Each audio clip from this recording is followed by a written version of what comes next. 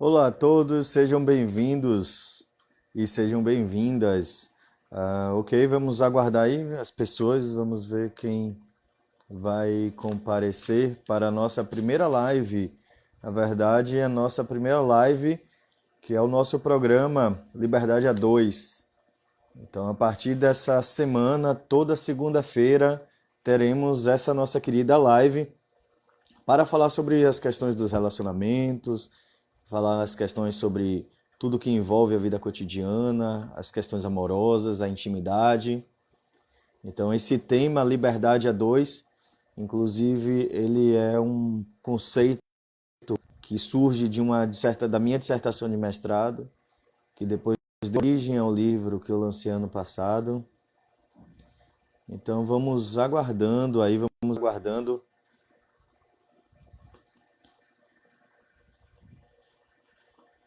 esse nosso primeiro tema, um tema bastante necessário, bastante interessante, bastante atual, infelizmente, dentro da nossa realidade. Estamos bastante impressionados com os índices de violência doméstica nesse período de quarentena e é uma explosão mundial. O mundo todo vem trazendo esses alertas e aqui no Brasil, infelizmente, as coisas têm tomado proporções bastante consideráveis. Então vamos aguardar só mais 1 ou 2 minutinhos. Querida Paloma, Viviane, sejam todos bem-vindos, sejam todas bem-vindas. E por favor, aqui para quem grande parte de vocês já me conhece, então, por favor, participem, interajam. Aqui é realmente um grande bate-papo. Sinto saudade das nossas palestras, saudade das aulas. Acabando a quarentena, vamos ver o que é que acontece, mas até acabar essa quarentena, a gente precisa botar a vida para frente. Então, por favor, comuniquem, vamos dialogar nesse mundo virtual. Pelo menos nós temos algumas vantagens dentro desse nosso contexto, né? O nosso contexto não é só de tristeza, então temos esse mundo virtual. Imagine o que seria dessa pandemia sem a internet, todo mundo dentro de casa, todo mundo sem conexão. Então, pelo menos temos hoje esse nosso mundo virtual que nos ajuda e como é uma construção também humana, também nos prejudica bastante. Então vamos adentrar no assunto já puxando esse gancho. Por que começar falando sobre a questão da violência doméstica? Estamos falando sobre relacionamentos, né? Vamos falar, como eu estava trazendo no começo, para quem chegou, nosso programa semanal, né? Liberdade a 2, é um programa voltado para os relacionamentos. Então a gente vai estar discutindo. Para quem não me conhece, eu sou doutor em família na sociedade contemporânea. Uma parte da minha tese de doutorado eu estudei na Dinamarca, na Universidade de Aalborg, com o renomado professor Brede Wagona. O meu mestrado, o meu foco foi as questões do casal. E no meu mestrado, o meu orientador ele é sociólogo, e isso me deu um enriquecimento enorme, porque apesar de eu ser psicólogo, minha formação em psicologia analítica altamente subjetiva, a sociologia me fez compreender um outro mundo, o mundo de uma forma muito mais ampla. E é isso que a gente vai estar dialogando. Então a gente vai dialogar sobre as questões culturais, a gente vai dialogar sobre as questões da pessoa e a gente vai inclusive tentar compreender de onde vem essa questão dessa violência doméstica, de onde é que vem essa violência, quais são as bases psicológicas, quais são as bases culturais, quais são as bases psicopatológicas dela. E como é que nós vamos lidar com isso na nossa vida cotidiana, né? Então, isso tem muito a ver com o nosso cotidiano. Aqui, como eu já estava falando, vai ser um debate que não é apenas teórico, mas um debate para a gente discutir sobre as questões da vida. O primeiro aspecto que a gente precisa entender ao falar sobre família e relacionamento é que este talvez seja um ambiente de maior insegurança da vida das pessoas. A gente gosta de falar muito família como é amor, né? Família como amor. Eu adoro fazer essa pergunta na minha aula, quando eu dava a disciplina de família, eu perguntava para os alunos, o que é família? Aí quase sempre o primeiro levanta a mão e diz, família é amor. Ok, Família pode ser também amor, mas família é muito mais do que isso. Até porque a gente precisa entender amor dentro de uma base complexa. Não apenas de uma coisa rasa, dessa nossa concepção pós-moderna. Eu não diria nem pós-moderna, eu diria uma concepção romântica. O pós-modernismo está até se afastando disso. A gente vai ter momentos para discutir sobre isso. Uma ideia romântica daquele amor idealizado. Família é intimidade. Logo, é na família que eu expresso o que há de melhor e o que há de pior em mim. Então veja só, quando eu estou numa relação fora da minha casa, eu tenho uma relação parcial. Então eu me apresento parcialmente. As pessoas me conhecem como psicólogo, as pessoas me conhecem como professor, as pessoas me conhecem como aquela pessoa que está ali na rua e fala oi com as pessoas, que está na academia, isso e aquilo. Na família, eu não sou apenas essa máscara social, mas eu também sou um sujeito total, eu sou um sujeito pleno. Então é na família e principalmente nas relações amorosas onde o melhor e o pior da gente se expressa. Então por que a gente precisa entender isso? Primeira coisa, a gente precisa entender que nós não somos perfeitos e principalmente o nosso parceiro também não vai ser perfeito. Então a gente precisa começar por aí. Porque existe também uma hipervalorização da perfeição hoje em dia. Ah, ninguém mais pode discutir numa relação, né? Hoje em dia todo mundo tem, eu tenho uma inveja das novelas da Globo, porque as pessoas estão no meio de um conflito, elas sentam, conversam tranquilamente. Falou, ok, algumas pessoas até conseguem, mas outras não. Às vezes a gente levanta a voz, o baiano então nem se fala, a gente já tem uma tendência de falar alto. Ok, isso está errado? Não. Se mantiver o nível de escuta, se mantiver o diálogo. A violência ela começa com a perda do limite. A violência começa quando eu começo a não apenas falar mais alto com o outro, mas eu começo a querer exigir as coisas do outro. E aí começa toda uma lógica de massacre sobre o outro. E esse massacre ele começa através de discursos, ele começa através das falas, ele vai avançando para atitudes e muitas vezes, infelizmente, ele decorre em algumas violências mais graves, como violência física e a violência sexual. Apesar de que a violência psicológica também, quando ela ocasiona a longo prazo, ela gera sofrimentos drásticos na vida da pessoa. Então, quando a gente consegue compreender de que o outro não é perfeito, mas principalmente que eu não sou perfeita, a primeira coisa que eu preciso então é me aceitar. Aceitar de que às vezes eu não fiz uma escolha muito legal. Aceitar de que a relação que eu tenho hoje, ela chegou neste nível porque eu não tomei outras atitudes necessárias, porque eu me permiti, porque eu tive baixa autoestima, porque às vezes eu fui coagida, a gente vai falar sobre tudo hoje, sobre tudo isso, mas então eu vou ter que começar a entender o fato de que eu vou ter que respeitar as minhas próprias limitações.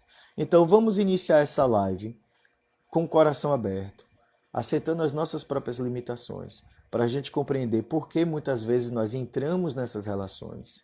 Vamos tentar também compreender por que os outros também entram nessas relações, para depois a gente conseguir compreender o que é que a gente faz então com tudo isso. Então essa é um pouco a dinâmica da nossa live. A primeira diferença que eu gostaria de deixar claro é que o texto da live eu deixei bem claro de que era violência doméstica. Por que violência doméstica e não violência contra a mulher ou violência de gênero? Existe uma diferença teórica nesse aspecto. A violência doméstica, ela extrapola a questão do gênero. E eu acho isso muito importante. Porque é fundamental a gente falar violência contra a mulher. É fundamental a gente falar violência de gênero. Mas é importante que a gente compreenda que qualquer violência que acomete uma casa, que acomete uma família, ela se espalha que nem um vírus. Ela talvez seja tão de uma forma ainda mais drástica, porque ela se expande ao longo do tempo. Então, uma criança que ela vê uma cena de agressividade, um irmão que vê uma cena de agressividade, ele vai também admitindo, ele vai adquirindo toda aquela carga emocional, e aquela carga emocional ela também vai se configurando o trauma.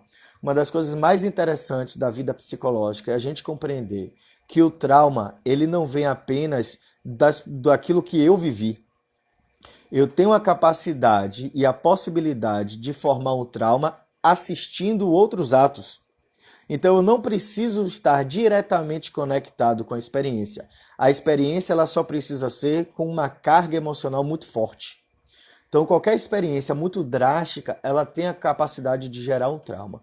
Portanto, o tema da live é violência doméstica, porque um dos casos, eu tenho um artigo que eu publiquei numa revista da Universidade Católica, uma revista Stricto Sensu, sobre alteridade, e um artigo que eu publiquei sobre um caso clínico que eu atendi ao longo de muitos anos, uma senhora que sofreu de muita violência nas suas relações amorosas. Então ela teve 3 maridos, cada um mais difícil do que o outro para conviver. Ela passou por experiências muito pesadas. E em dado momento, obviamente que no processo clínico a gente precisa ir na história. A primeira pergunta que a gente faz é de onde isso veio. Aí a gente vai lá para a história. E aí a gente vê um pai extremamente autoritário, um pai extremamente massacrante. Então essa mulher ela tinha pouquíssima possibilidade. Para vocês terem noção, ela só começou a poder passear na rua na adolescência e era sempre junto com alguma companhia, né? Antigamente era muito comum essa questão da companhia e ela era de interior de uma cidade ainda um pouco mais para o norte daqui da Bahia. Não era aqui na Bahia, era de outra cidade, outro estado. E então ela passou por toda essa configuração de muita agressividade, de um pai muito autoritário, de um pai muito rude. E tudo isso, então, crava na sua essência e ela então começa a projetar isso nos seus relacionamentos. Então ela começa a procurar pessoas que de uma forma perversa e de uma forma inconsciente repetisse aquele padrão sofrido na sua própria infância.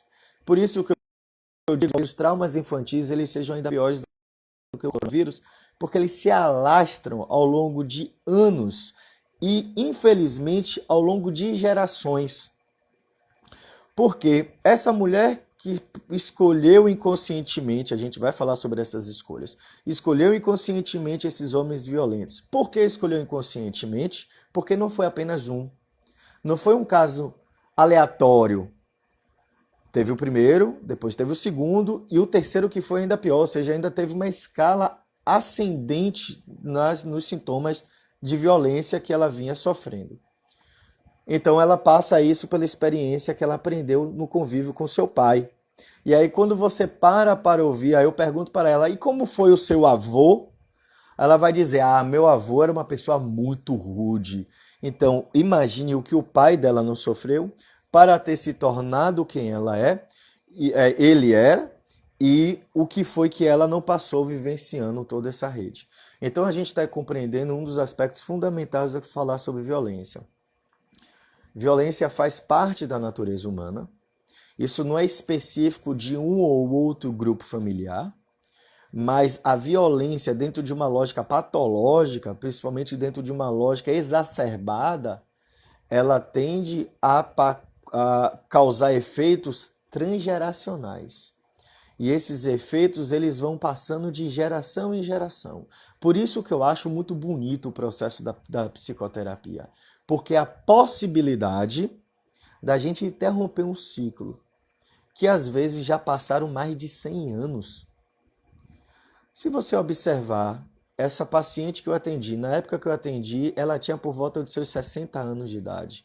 Se a gente calcula mais a idade do pai, se a gente calcula mais a idade do avô, quantas gerações e quantos anos de violência essa família foi absorvendo. Isso tudo para falar sobre por que falar de violência doméstica. Porque ela sofreu, o pai sofreu, o avô sofreu, mas as outras pessoas da família também sofreram. Então ela vai contar sobre o caso do irmão que sofreu. Então o irmão chegou a se tornar também ele repetiu o padrão do pai. Ele, apesar de se tornar uma pessoa muito agressiva, ele também apresentava um quadro que a gente chama de passivo-agressivo. Não sei se vocês conhecem essas pessoas. Vocês conhecem os passivo-agressivos? São aquelas pessoas que seguram, parece que não está acontecendo nada. Todo mundo diz, nossa, que pessoa tranquila. E ela segura, e solta de vez. E quando solta, ele soltava, ele não apenas gritava ou não apenas fazia, ele também tinha atos violentos. Mas o interessante é que ele se relacionou com uma mulher que era ainda mais agressiva do que ele. Então o irmão também presenciou essas cenas. E em determinado momento, essa minha paciente chegou a relatar sobre até a pessoa que trabalhava na casa. Como algumas pessoas não suportavam o convívio dessa casa e pediam para sair. E uma delas demorou um bom tempo dentro dessa família. E depois ela veio descobrir porque o pai também era muito agressivo. Então ela entendia aquele movimento cultural da violência, porque a violência também fazia parte da vida dela, mesmo ela não sendo da família. Então eu chamo de violência doméstica porque ela não é apenas de gênero, mas ela se espalha por todas as pessoas, porque todos somos humanos. E a gente tem uma capacidade de se conectar, a gente tem uma capacidade de perceber o que o outro sente. Lógico que tem um aspecto projetivo em relação a isso, mas nós somos humanos. Eu estava estudando na Dinamarca com o pai da psicologia cultural, chamado Jean Valsner, e Valsner ele desenvolve um conceito chamado affectivation, que é uma capacidade de afetar um ao outro. Nós somos seres afetivos e que afetamos uns aos outros. Então o ato de violência, ele não é apenas localizado naquela pessoa que sofre, mas isso mobiliza todo mundo, isso mobiliza o bairro, isso mobiliza a vizinhança. A grande questão, e aí entra a preocupação da violência de gênero, porque há uma configuração diferenciada. A forma como se pensa a violência no lado do homem e no mundo da mulher. Uma das coisas mais tristes que a gente precisa entender sobre a violência é o fato de que o homem ele é treinado para ser violento. Olha só que absurdo a gente pensar nisso. Mas é a forma como a nossa cultura, principalmente a nossa cultura nordestina, nós ainda carregamos muito isso. Então, a nossa cultura nordestina ainda reforça muito esse conceito. Mas não é específico da nossa cultura nordestina, porque principalmente em certos contextos a gente ouve, e principalmente hoje em dia, com toda essa crise política que a gente está vivenciando, você ouve visivelmente a quantidade de pessoas expondo o seu ódio nas redes sociais. E a figura do homem, que não é exclusivo do homem, mas a figura do homem, ele é treinado baseado na violência. Vamos lá, observem, a gente questionou há uns anos atrás e continuamos falando sobre a questão do bullying. O bullying dentro das escolas. Porque a gente tem que tomar cuidado com o bullying. O bullying é uma estratégia masculina de aprendizagem. Por muito tempo as pessoas não conseguiam compreender isso. A gente vinha com muita coisa. Não, a gente tem que bloquear o bullying, o que é correto, obviamente. A gente tem que dar um freio naquilo, mas a gente não entendia qual era a origem daquilo. O bullying não surgiu de uma hora para outra. O bullying foi uma denúncia de uma conduta natural. O homem ensina o outro usando a violência.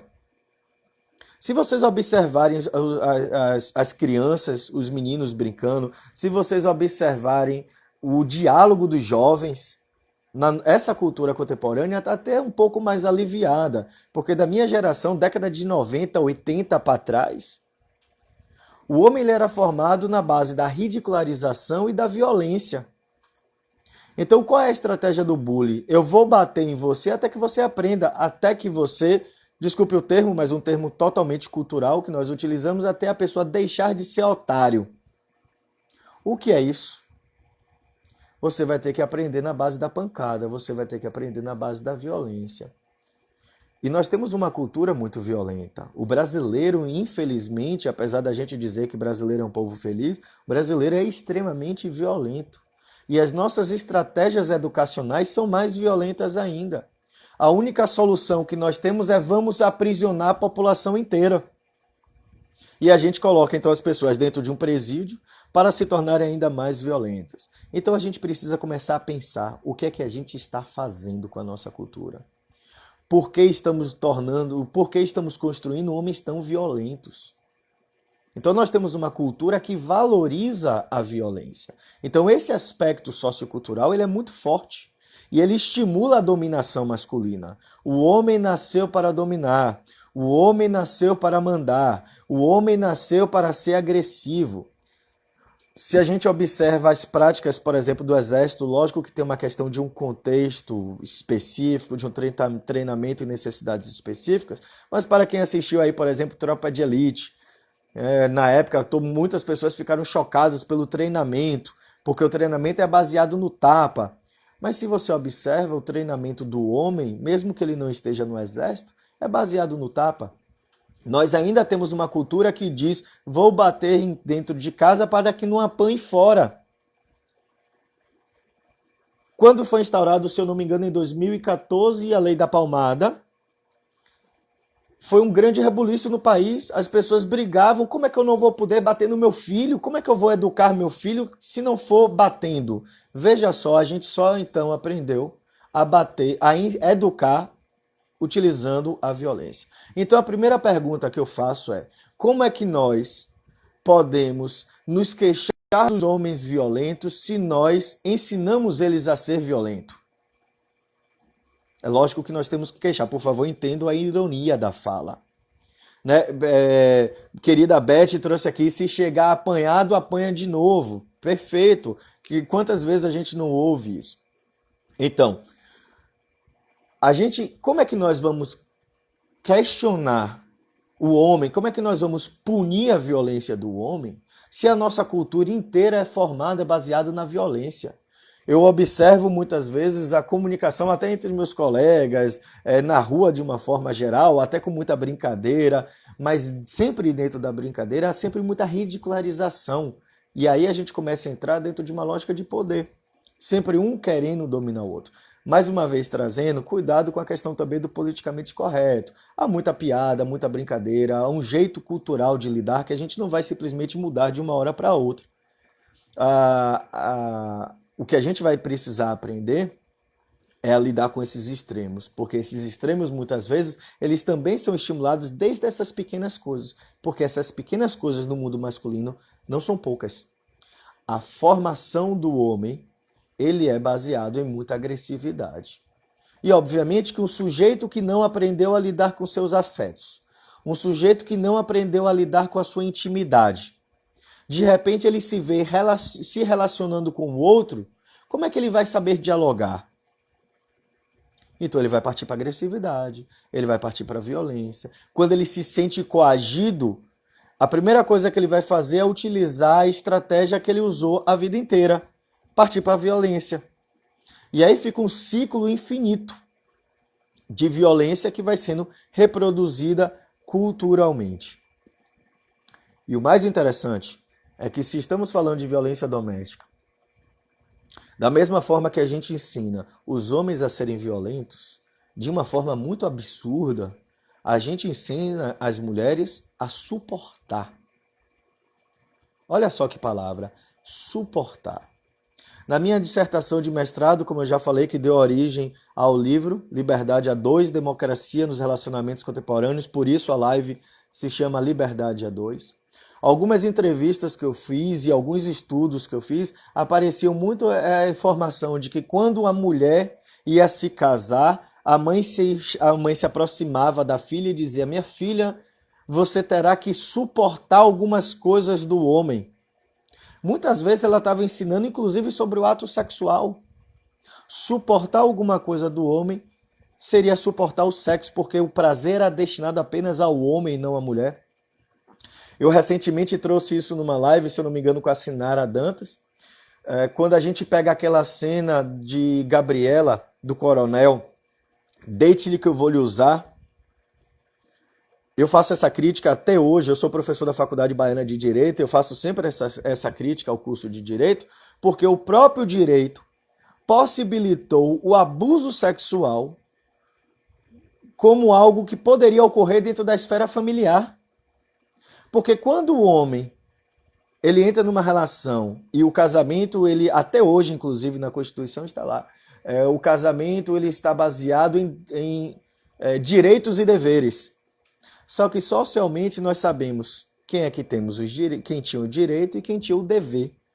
Então a mulher ela tinha o dever de satisfazer o homem. Então, quando o homem ele queria, a mulher era obrigada. E, infelizmente, até hoje, nós temos uma quantidade enorme de jovens que elas ainda se portam nessa situação.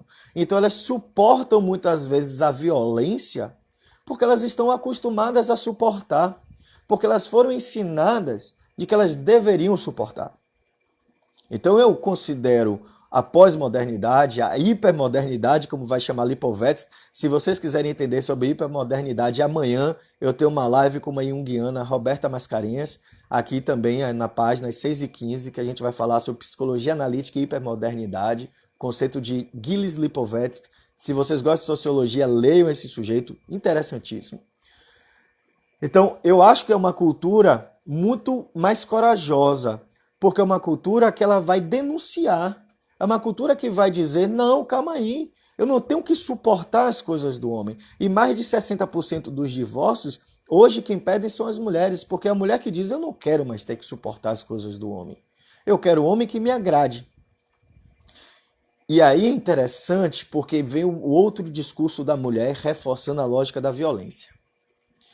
Quantas mulheres, vocês aí, tem uma lista enorme de mulheres aqui, então quantas mulheres não já ouviram da amiga, mas amiga, você vai terminar, tá tão difícil achar homem no mercado, você não vai conseguir achar outro melhor do que ele. Suporte, em 2020 nós ainda temos esse discurso.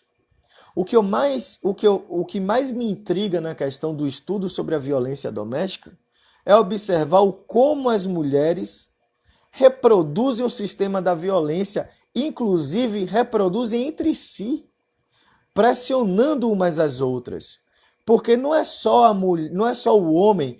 É interessante que as mulheres ficam reclamando, o homem me cobra que eu esteja bem arrumada, o homem me cobra isso, o homem me cobra aquilo.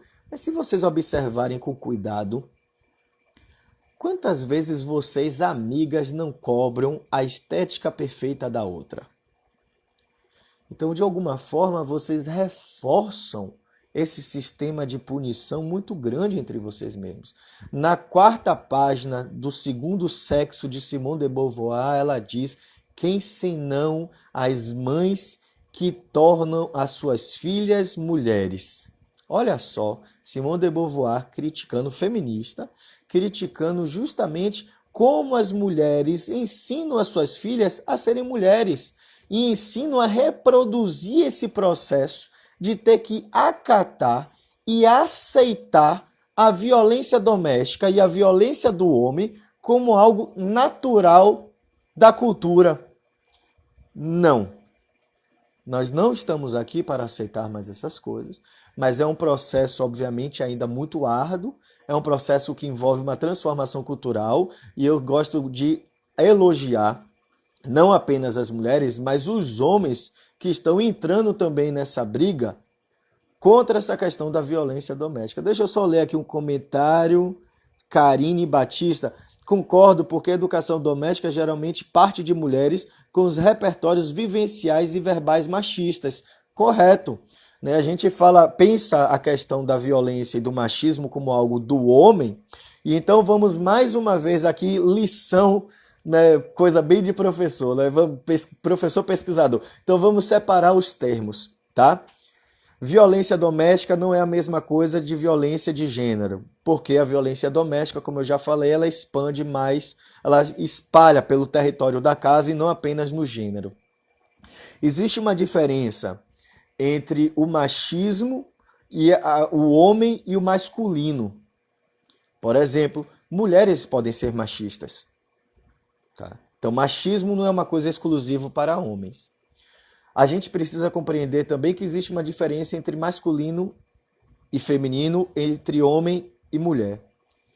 O grande problema da violência, e eu trago uma ótica junguiana para fazer essa análise, é que a violência, ela não é apenas uma violência de gênero, ela é uma violência contra o feminino.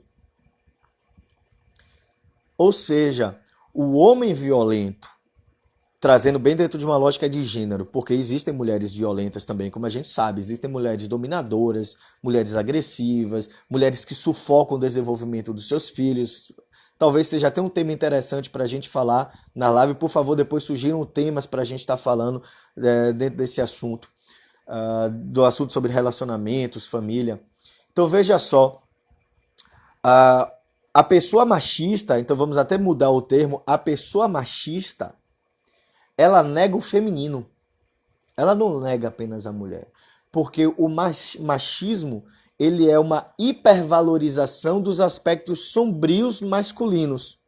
Então, hierarquia, excesso de hierarquia, porque hierarquia, poder, tudo isso é importante. Agora, o excesso de hierarquia, o excesso de poder, o excesso da agressividade, que são aspectos tipicamente masculinos, eles negam tudo que seja feminino.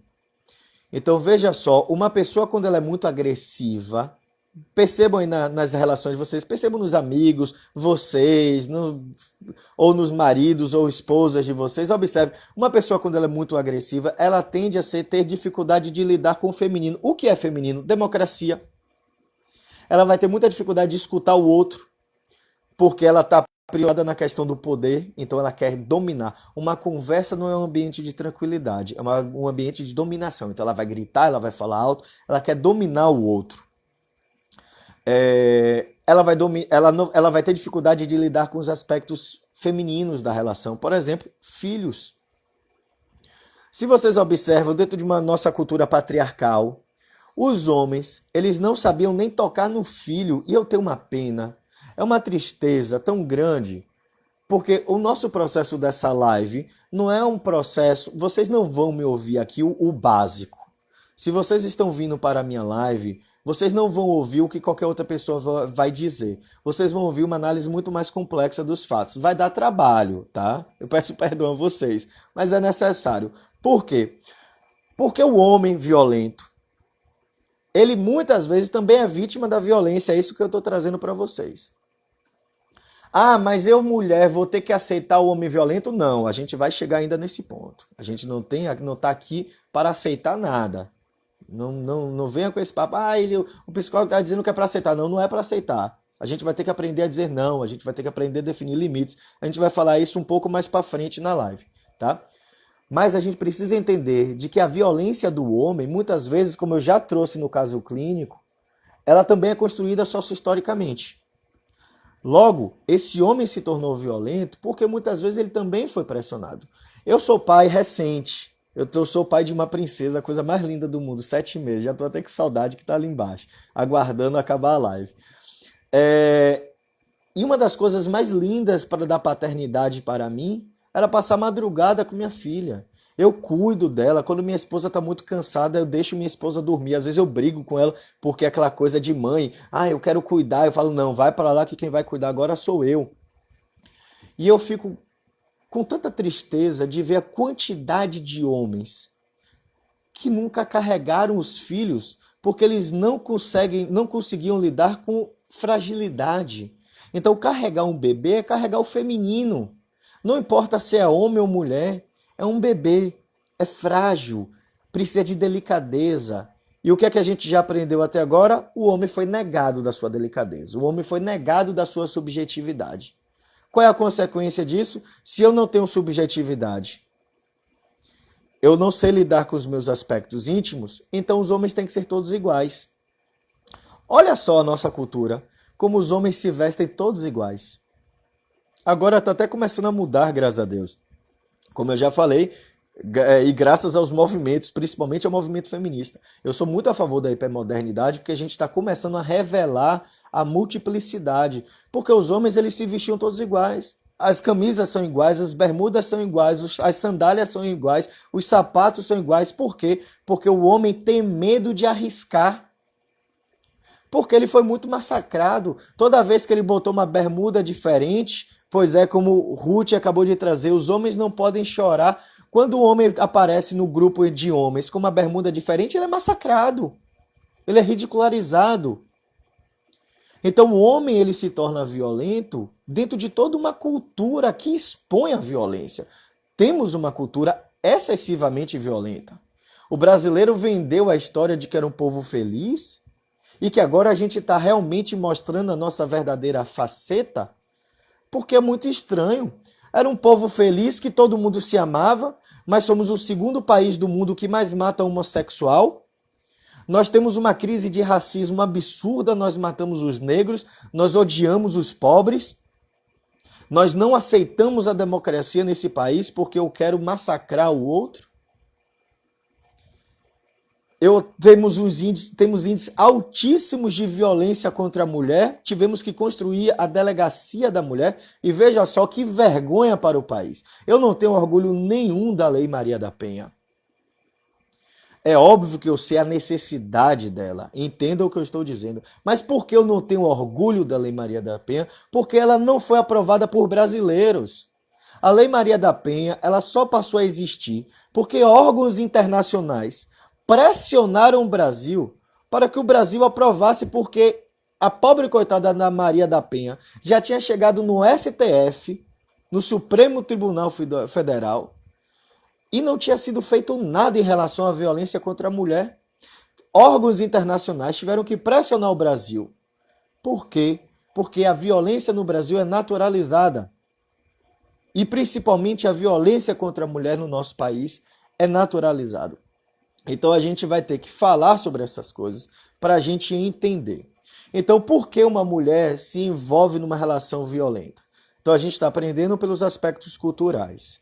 Outra questão que eu preciso dizer bem brevemente é, por favor, observem também se não há algum outro transtorno de personalidade associado, porque as questões culturais estão sempre envolvidas. Então tem alguns padrões de mulheres que não é só de mulher, homens também, mas tem alguns padrões de personalidades, que eles tendem a um auto-boicote, tá? Então eles tendem a procurar problemas. É lógico que estamos falando dentro de uma lógica inconsciente, eles não olham para o problema e dizem eles querem, não, eles sofrem com isso, mas eles escolhem inconscientemente. Então, por exemplo, transtorno de personalidade borderline, bipolar, né? São os dois quadros mais comuns que aparecem no consultório. Transtorno de personalidade borderline, histriônico, também. Então, esses transtornos de personalidades, eles tendem a trazer a pessoa se vincular com se vincular em relacionamentos abusivos. Uma outra questão é a baixa autoestima, que está vinculada à questão cultural. E aí a gente entra na última etapa da nossa live, que infelizmente o tempo está voando, que eu já estou olhando aqui, o tempo voou e ainda temos tanta coisa para falar, então teremos outras lives para falar sobre muitos assuntos. Espero que vocês fiquem ligados toda segunda-feira nessa nossa live. Então, a nossa cultura, da mesma forma que ela reforça no homem a violência, ela constrói na mulher a baixa autoestima. E aí você tem um aspecto fundamental. Outra crítica ao mundo da mulher. A mulher, ela se queixa muito por conta da pressão do mundo. Ah, porque querem que eu seja magra, querem que eu seja forte, querem que eu tenha o olho dessa cor, querem que eu tenha o olho dessa outra forma. Como se só a mulher sofresse isso. Sinto lhe informar que nós homens também. Eu lembro de um colega meu do mestrado, na época que eu estava no doutorado, e ele fazendo mestrado, ele trouxe uma imagem, né? Todo mundo fala da Barbie. Nossa, a Barbie é um exemplo de beleza, a Barbie é uma pressão muito grande contra as mulheres. E mais ninguém fala sobre o He-Man. E o He-Man é justamente um padrão de beleza para o homem. Homem que é homem tem que ser macho, homem que é homem tem que ser forte, homem tem que ser bruto, pelo menos antigamente. Hoje em dia tá mudando, né? Hoje em dia os conceitos são mais intelectuais, então o nerd hoje em dia inclusive tá ganhando patamares de ascensão enorme. Mas a gente vai entrar ainda para falar sobre isso. Hipermodernidade amanhã a gente toca brevemente nesse assunto, tá? Amanhã 6h15 com Roberta Mascarenhas. Mas o homem também sofre muito essa pressão. Mas qual é a diferença? Autoestima. Porque no homem é ensinado ao homem reagir. Ah, se você tem um colega que está te pressionando, parta para cima. E aí o homem vai aprendendo a reagir. A mulher, ela é ensinada a guardar. E aí a pressão do mundo vai se tornando enorme, porque ela guarda tudo. Aí falaram de meu corpo, falaram de meus olhos, falaram de meu umbigo, falaram de minhas pernas, falaram disso, falaram da minha inteligência. E aí eu vou sofrendo com as coisas do mundo. Como é que eu controlo? Quando eu aprendo a dizer não. Aprender a dizer não. Prestem bastante atenção nesse aspecto agora. Aprender a dizer não implica em definir limites, que não necessariamente é limite para com o outro, mas é principalmente o limite que você estabelece para você mesma. Quando você diz não, você não está dizendo para o outro, você está dizendo para você. Você está definindo o que você quer e o que você não quer. É aí que você estabelece. Mas como é que você consegue dizer não? Porque todo mundo, livro de autoajuda, adora, né? Ah, vamos aprender a dizer não. Que bonito. Mas ninguém diz como. Quer dizer, alguns livros até dizem. Mas qual é o ponto central? Quando eu viro e eu só consigo dizer não. Quando eu tenho autoestima suficiente para entender de que alguém no mundo vai ter que sofrer que não é apenas eu. Olha só. Doloroso, não é? Mas eu vou ter que entender que eu não sou a única pessoa do mundo que vai sofrer. Alguém vai ter que sofrer também. Porque quando eu defino não, eu estou dizendo, alguém gosta muito de mim. Alguém quer me usar, alguém quer me manipular, alguém quer me agredir. E eu impeço essa pessoa. Não, eu não quero, eu não permito, eu vou criar meios para que você não me avance, que você não me fira, que você não faça o que eu não quero. O outro vai ter que aprender a lidar com os limites dados. Então vocês não podem sofrer sozinhos. Marquinhos trouxe aqui essa cobrança também no mundo gay. Gay que tem que ser lindo, malhado, curtir Madonna. Perfeito, Marquinhos. Tem um caso de um paciente que ele questiona muito isso. Ele ficou casado durante muitos anos, depois ele se divorciou. E ele era uma pessoa muito fiel. E ele assumiu o mundo gay dele, e ele tinha muita questão, porque toda hora ele dizia da pressão do mundo gay, porque ele dizia que tinha que ter o corpo perfeito e que ele não se via dentro desse corpo perfeito. Então a pressão existe no mundo todo. Então o que é que nós precisamos fazer? Aprender a lidar com os nossos limites. Existe uma coisa um pouco pior na questão da violência doméstica, porque é o medo. E o medo é real. Então, muitas vezes diz, porque você não sai? Algumas vezes por baixa autoestima, às vezes por medo mesmo. E se eu terminar essa relação, esse sujeito vai me perseguir. E aí você vai ter que construir uma rede de solidariedade, de apoio. Não, você não está sozinha. Nenhuma de vocês está sozinha. Nós não estamos sozinhos. Olhem só o mundo virtual que nós temos. Olha as conexões que nós temos. A gente manda uma mensagem no Instagram, você vai ter 10 mil pessoas que vão te odiar, mas você terá 40 mil pessoas que vão curtir. E nós temos uma cultura que foca muito no negativo. Apareceu um haters na minha conta e falou mal de mim. Problema dele. O problema é dele que está cuspindo ódio. É aquela velha história budista. Se eu tenho uma pedra pegando fogo e eu jogo no outro, talvez eu acerte o outro. Mas 100% das vezes, a minha mão que queima. Olha que filosofia linda. Quando o hater joga um ódio para o outro, a primeira pessoa que se queima é ele. E eu permito, se eu vou deixar que esse ódio assuma o meu corpo ou não. Então é a partir daí que eu consigo devolver para o outro a responsabilidade do outro. E eu só consigo fazer isso quando eu consigo lidar com a minha autoestima, quando eu resgato a minha autoestima. Quando eu consigo olhar para mim mesma, olhar para mim mesmo e dizer, eu não preciso disso. Por que eu preciso estar com essa relação? Eu não nasci colada no outro. Eu não tenho que suportar as coisas do outro. Ninguém nasceu para suportar nada do outro. Eu preciso, basicamente, compreender o que é que meu me fez me conectar com essa pessoa. Essa é a primeira tarefa. A primeira tarefa não é pensar no outro. A primeira tarefa é por que eu me conectei com essa pessoa. A segunda tarefa, o que é que eu vou fazer com isso? Então, muitas de vocês ficam, às vezes, com vergonha ou com medo. Mas e se ele se transformar? E se ele se tornar uma pessoa melhor? Você só vai ter essa resposta de uma única forma, fazendo o teste. Então você define o limite, a pessoa faz, depois que ela comete o ato, depois ela vem pedindo perdão, pedindo desculpa. Então você vira para ela e fala: eu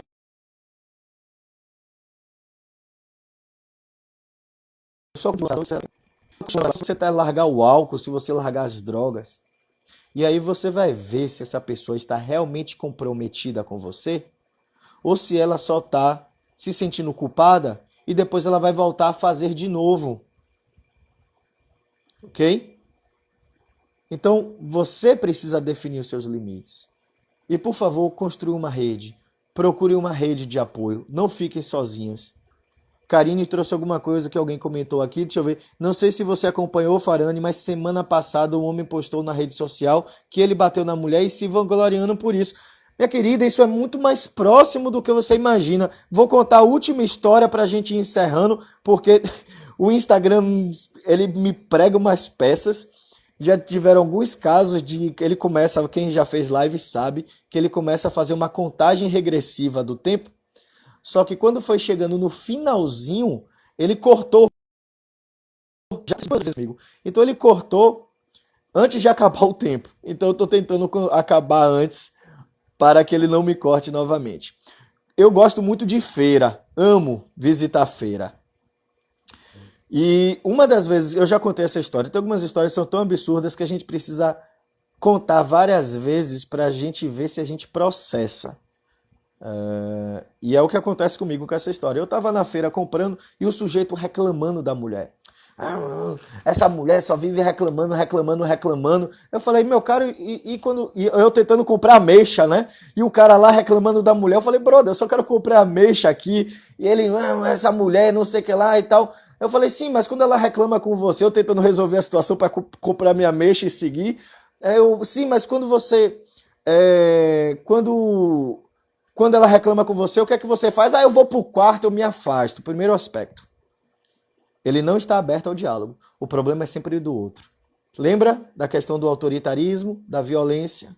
O agressivo, ele não consegue perceber que o problema é dele. O autoritário não identifica. É uma falha narcísica. A falha é sempre do outro. Se você está numa relação do qual o outro te culpa o tempo todo, fique atento. Porque você está com uma pessoa narcísica. E o narcisista, ele vai ter muita dificuldade de escutar você. Então ele não vai te escutar. Então ele não escutava. E aí ele fala, e aí no meio da raiva dele, ele olhou para mim e falou: "E olhe que eu nem espanco ela". Olha só a expressão. Vamos fazer uma análise do discurso. Olhe que eu nem espanco ela. Eu só posso conceber que o espancamento no grupo social dele é naturalizado. O espancamento é uma experiência naturalizada. Por isso que ele deve se achar uma pessoa superior porque não espanca a esposa. E no grupo dos amigos deve ser ridicularizado porque ele não espanca ela. Veja o nível na naturalização da violência grotesca da nossa cultura. Então a gente vai ter que repensar o que é ser homem. A gente vai ter que pensar de que é homem não bate. A gente vai ter que repensar que é homem pode chorar. A gente vai ter que pensar de que mulher não está aqui no mundo para aceitar qualquer coisa. E a gente vai ter que aprender então a lidar com essa questão dessa valorização. Não é à toa que tem tanta pessoa odiando o momento contemporâneo, porque a democracia cresceu demais. Porque na nossa cultura, a democracia é um erro. As pessoas lutam contra a democracia. Olha que triste. Porque você não pode aceitar o diferente. Que na verdade o diferente é a massa, é muito maior. Você não pode aceitar o negro. Aqui em Salvador, a gente ouvia no aeroporto as pessoas dizerem: o aeroporto está parecendo uma rodoviária. Por quê? Porque negros e pobres estavam visitando o aeroporto. Então, nós gostamos da divisão de classe. Nós odiamos a democracia. Nós temos dificuldade de conversar. Nós gostamos da valorização, da dominação masculina. Então, a gente vai ter que repensar nossa cultura. Aí a gente só vai repensar nossa cultura quando a gente entender as consequências disso. Sabe por que essa live começou? Eu não trouxe isso no começo, para quem acompanhou vai ouvir até agora. Porque os índices de violência, a polícia vocês estão vendo que estão muito pouco na rua. Está aparecendo principalmente nos consultórios odontológicos. As emergências odontológicas estão tendo surtos de mulheres que estão se aparecendo nas emergências odontológicas por conta dos sofrimentos que elas estão tendo no maxilar, nos dentes, em toda a face, por conta da violência doméstica. E é aí que a gente está descobrindo que a violência está muito grande. Então a gente vai ter que repensar a cultura, a gente vai ter que pensar o que é ser homem, a gente vai ter que pensar o que é ser mulher, a gente vai ter que pensar principalmente o que é ser humano brasileiro. Então agradeço imensamente a presença de vocês, aqui a minha querida doutora Elizabeth, dentista, por favor desculpe, não sei se vocês gostam que eu te chame de dentista, ortodentista, não sei como os termos mais precisos, ela está aqui trazendo justamente a questão das traumas de face por conta da violência. Sigam ela, inclusive, vão lá dar uma checada, fazer o tratamento. Mas eu gosto, brincadeiras à parte, gostaria de agradecer imensamente a visita de vocês. A live ela fica 24 horas, depois ela vai para a minha página do YouTube. Então, se vocês quiserem, vocês podem encaminhar lá para as pessoas. Vinícius Farani, psicólogo, lá no YouTube. A live vai ficar lá de eterno. Vocês vão poder ver e rever. Utilizem para... Ah, ótimo, dentista mesmo. Que bom, minha querida. Então, acertei. Então, vocês vão poder ver, rever, passar para outras pessoas. Espero que tenham gostado.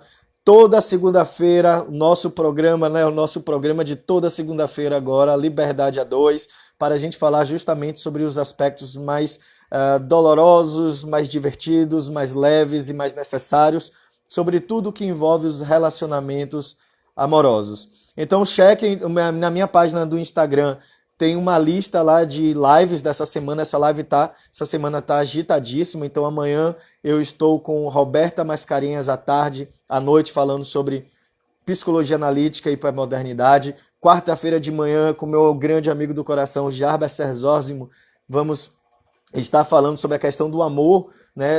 Os casamentos que estão acabando com as pessoas ainda amando. O que é que está acontecendo? Quinta-feira, outro tema intrigante com minha querida Sinara Dantas. A gente vai estar falando sobre traição, tá? Então, só temas interessantes. Então, por favor, chequem lá, tem uma lista com todos os dias e horários, não percam os horários, eu fico reforçando. Um prazer estar aqui com vocês. Por favor, me indiquem também o que vocês gostariam de falar, o que vocês gostariam de conversar mais. E caso vocês se interessem por esses temas, tem o meu livro Liberdade a 2, Democracia nos Relacionamentos Contemporâneos, que neste contexto você pode comprar pelas redes online, ok? Então, beijos no coração, se cuidem, desenvolvam a autoestima de vocês, observem o que é que vocês estão fazendo na vida de vocês, observem o que é que vocês estão escolhendo, por que vocês estão escolhendo essas pessoas e, principalmente, aprendam a dizer não, ok? Definam os limites da vida de vocês. Não é o outro que vai fazer isso por você. É você que tem que definir os seus próprios parâmetros. Se você quer uma relação melhor, construa sua relação melhor e não espere do outro. Se o outro quiser, maravilha. Se o outro quiser construir e crescer juntos, maravilha. Se não, hora de repensar. E não esqueçam, criem uma rede de apoio. Temos uma quantidade enorme de profissionais, amigos, internet. Vocês não estão sozinhas, ninguém está sozinho nesse mundo. Então, por favor, precisando também estou aqui, podem mandar qualquer mensagem. Beijos a todos e vamos nos tornar, então, seres humanos melhores.